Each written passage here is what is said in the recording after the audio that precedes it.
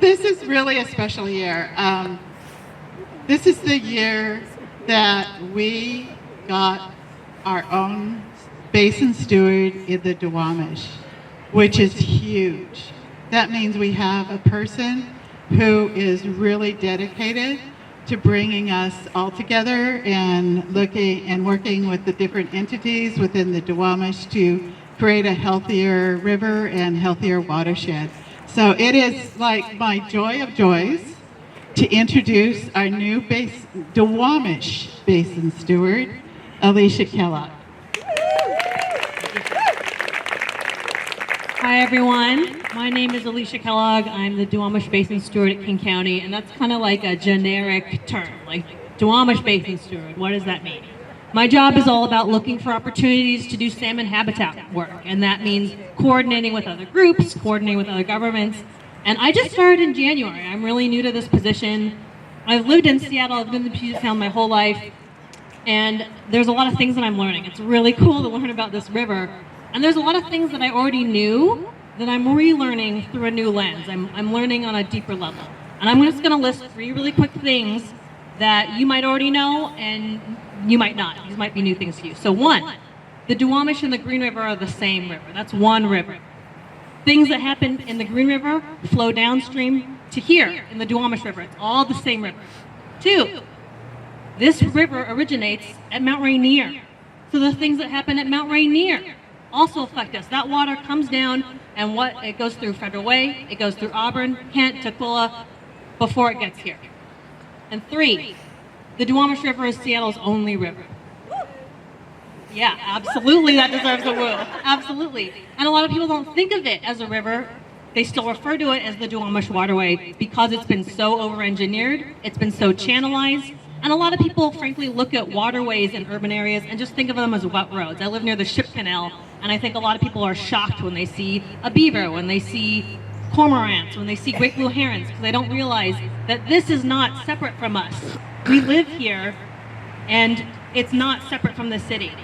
And the implication of these 3 things is that we're all connected. What happens upstream of us affects us here. What happens on land affects the water. What happens in the city affects nature. What happens to us as humans affects the salmon, affects that little dude down there just hanging out. If you haven't had a chance to see her, I'd go check her out. She's really beautiful. And I think that you all being here today is an acknowledgement of that. You could do anything with your Saturday, and you are choosing to be here to do work on this river because you acknowledge that the actions you take in your life, whether it's riding the bus or planting a plant or picking up some trash that you see on the street, that is affecting the people around you. It's affecting wildlife, it's affecting salmon. And I'm so, so happy to see everyone here today. It's so cool to be here with you all, to feel like a part of a community that's taking care of this river, that's taking care of each other. And speaking of people that I know are excited that you're all here, I'm so excited to introduce my colleague, the Deputy Director for King County Natural Resources and Parks, Mo McBroom. Thanks, Alicia. Mic drop. I think after that inspiration, we don't have too much more to say. I'm really happy to be here today. I grew up about a mile and a half, by the way the crow flies, from here. I remember, maybe I'm dating myself, but I kayaked in the Duwamish River looking for illegal outfalls in the 80s. So it's been a while. I'm here representing King County. A little, this is a new job for me. I spent my entire career working in the environmental advocacy world. I'm new to government, and it's kind of awe-inspiring to think about what government in partnership with people has the capacity to do. For well over 100 years, explicitly racist, implicitly racist, just plain wrong-headed from an environmental perspective, government actions caused us, along with many other things, to be where we are today, where we have this beautiful, special place, but it needs our help. It needs our love.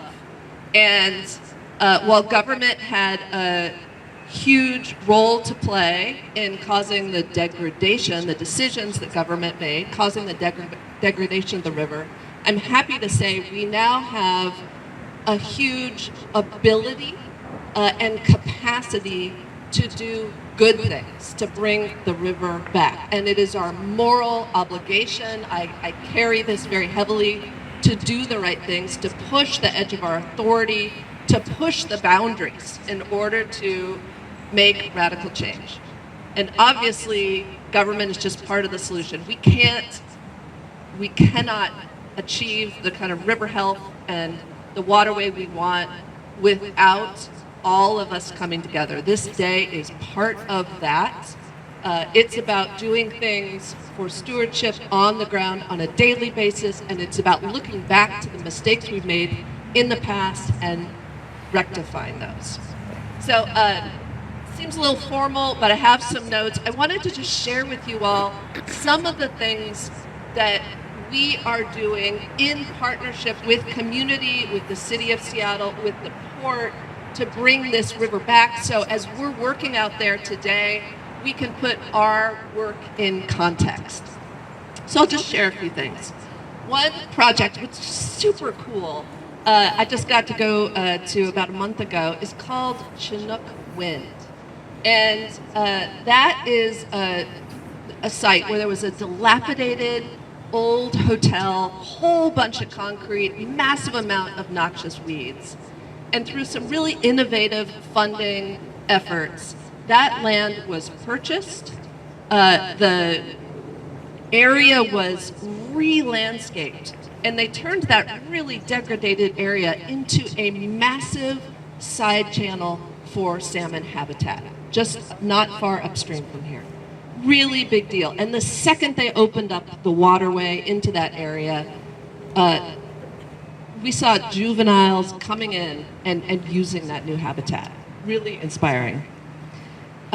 It's incredibly complex and expensive to do that kind of thing. It takes a long time, and we couldn't have done it without the ecological, historical, and cultural support of the Duwamish, the Muckleshoot, the Squamish, the Tulalip, and the Snoqualmie. So, quick, another example. I'm gonna grab my notes here. Again, to put our work today in context. Recently, we completed the Georgetown Wet Weather Station. That facility came online maybe 10 months ago or so, and it takes extra flow during the heavy rains, and it treats it right on site, so it doesn't go into the Duwamish River. I guess I should note that pollution going into the Duwamish River from stormwater is a major, major challenge. And it's based structurally on the way our city was built. And we need to rejigger that infrastructure in order to ensure that only clean water is flowing into the Duwamish. So we're working on a combined sewer overflow program. When it's finished, we will have controlled all the remaining outfalls into the Duwamish, the outfalls that in the 80s I was looking for in my kayak. We're really proud of this work, and this work was guided and really compelled forward by the actions of community, and that is so important. So maybe I'll end there because these examples feel less inspiring to me than the faces I'm looking at right now. I am impressed by the turnout. I am motivated to do more in my role, knowing that the community is here, the community cares about this place, and that all of us together can make a difference. Thank you.